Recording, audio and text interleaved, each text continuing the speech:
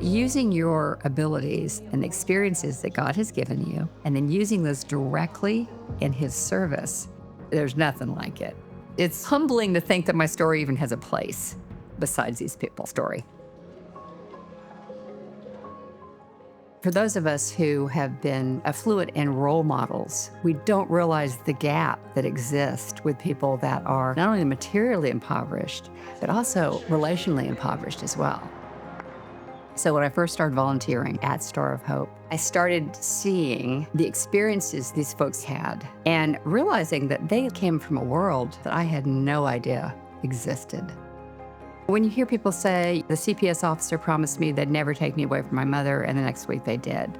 My father told me he would never beat my mother again, and he did. When you hear things like that, it is hard to fathom. First of all, my parents loved me unconditionally. So having that background of God's love and just the way they supported me, that is what starts the whole service aspect. We don't serve to serve, we serve because we love. Everything that was given to me, I have a huge responsibility. That's why God gave me this background.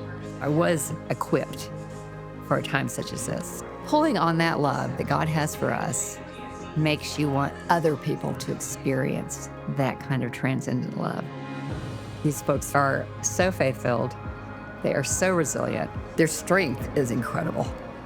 But even when they start to process out, when they've been rehabilitated, when they are no longer addicted, but they go out and try to re-enter society, the challenges they face. That was my final realization that it's not enough just to put these folks through a 12-step program, get them a GED, and then just send them out the door. I love the way Doug talks about that we are making disciples. We are not just making converts. It's very important. We're learning together to be better disciples. And that's what started the Pivotal Project. We started with 5 mentees. The mentees, through Star of Hope, did a life plan. And what the mentors do is support them in that life plan. They meet once a week.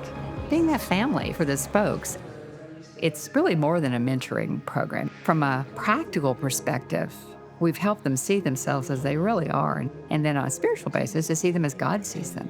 It's not in any way, shape, or form instant gratification. It's not transactional. You are obeying God to take care of the least and the lost. And only through the Holy Spirit can that be done.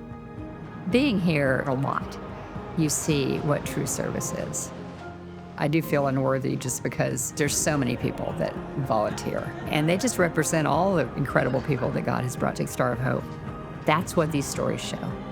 It shows the broken sinner through the love of Christ and the support of the family of Christ, that redemption can be here and now. And that kind of love does make you want to serve.